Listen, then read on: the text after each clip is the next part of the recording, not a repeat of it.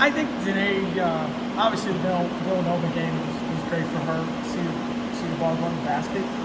I think she's feeling more and more confident.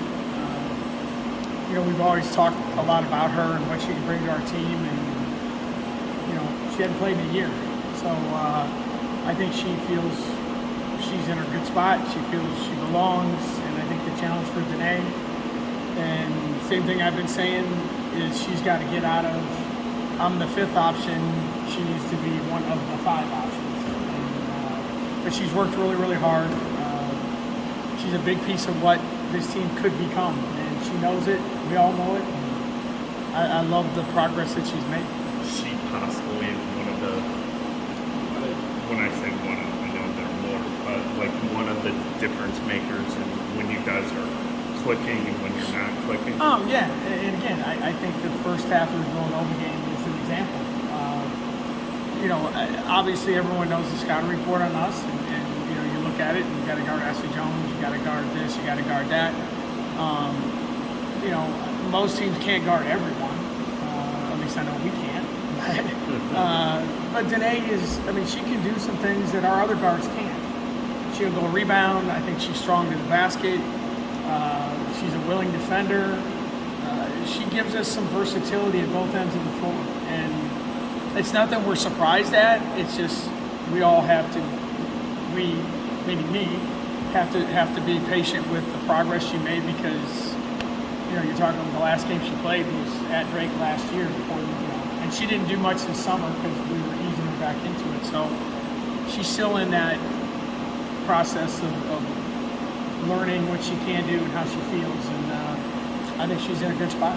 You've talked a lot about how tough she is and how maybe after the Drake game you said if you walk down an alley you would want. It hasn't changed. That's still a fact. Is there a story that you have that kind of epitomizes where you've seen that toughness, or? It's just the way she carries herself.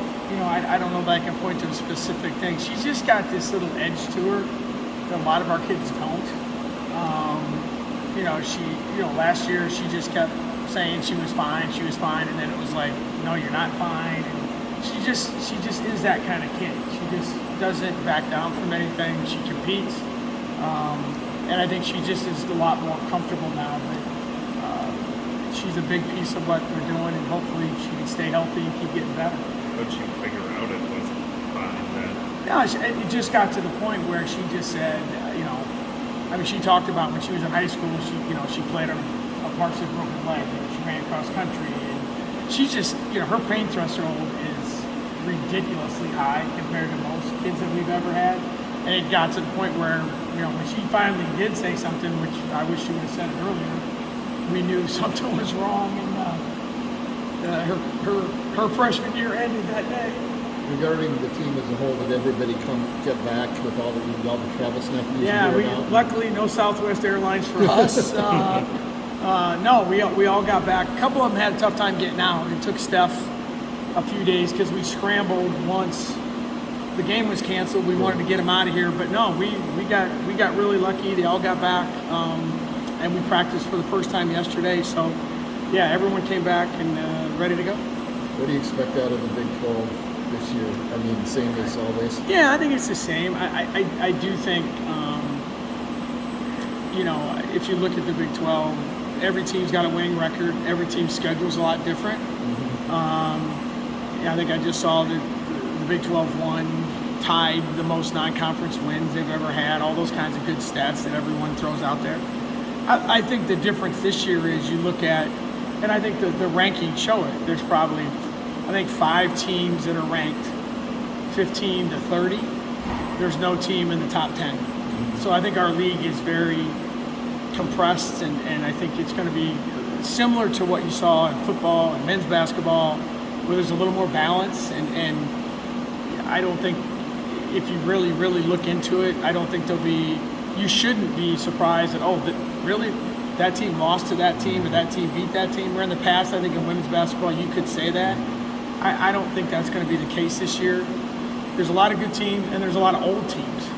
And, you combine those two things and people have some opportunities. You ever had a team have such a long gap between games, and No. how do you think your team will handle that? Yeah, no, we were checking. This is the longest gap we've ever had. I think we had the longest Christmas break of any Division I team in the country, which is great. Normally, I would worry about it, and again, we may go down Saturday and look like we haven't played in 2 weeks, but this group seems to have a great maturity to them. I thought we practiced great yesterday.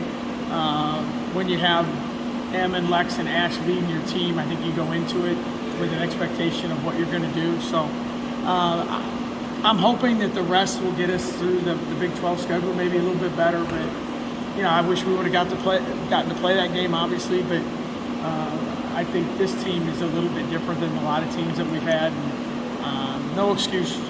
We should be rested and ready to go. You mentioned scheduling. It's not always the case that you're able to play in an event like Portland and see that level of competition. Is that one of the things that, even though you lose a game against a highly competitive Drake team, you've been tested by really good teams, whereas sometimes scheduling doesn't necessarily permit you to do that as much. No, I think there's no question, and that was why this schedule was put together, and it was done on purpose. Great opportunities for our players, great to showcase our university, but the 5 toughest games on our schedule were all away from Hilton. So wherever we go, we've played really good teams, and I don't think it'll shock anyone. And with the different styles, and not all of them were road games, but they weren't neutral court. I get that, but I mean, to go to UNI, to go to Iowa, to play those other 3 games on neutral courts in those kind of environments, I hope we're better off for it. I think we are, and I hope it shows over the next 2 months. Any injuries? B's not available. We're going to make some decisions on that one, but other than that, we're good. But B is not available to play this Saturday. And then going into Big 12 play, a little different than previous years, but you guys are probably considered the preseason favorites. Do you go in with a target on your back and just take that mentality everywhere? Yeah, I mean, I told the kids yesterday, it's like I honestly believe we're a team that we could win all 18 games. We could lose all 18. I really believe it. And yeah, we were preseason number 1 by the coaches, so at least they think we're good. And and we've dealt with it. This group, I don't think it matters. I do think, they have to understand that, when you go play, you're playing a ranked or you're playing the team picked to win the league. I think that looks good on a scouting report. It goes away really quickly. I think the whole bulletin board material, unless you really say something stupid about someone on Twitter, I don't think that really goes as long as, we used to think that was a big deal. I don't think kids nowadays pay much attention. So it's the Big 12, and everyone knows usually when it's January, now it's December 31st, but everyone knows that conference play, things change. Everyone gets a little bit more. For some reason, they just do. And like I told our kids yesterday, basketball season's 9 months long. 2/3 of it's over. I mean, it's just play games. And if you're a basketball player at this level, this is the best time. You're not in school for 3 weeks. You're playing basketball. It's like being a pro. That's all you do. So you eat, you sleep, you play basketball. Life's pretty good for about 3 weeks. So hopefully we'll start it out the right way on Saturday. Injury for Jordao. Yeah, she's just got a lower leg thing that's consistent, and we're going to have to make some decisions on that one, but for sure she won't play on Saturday. Thank you.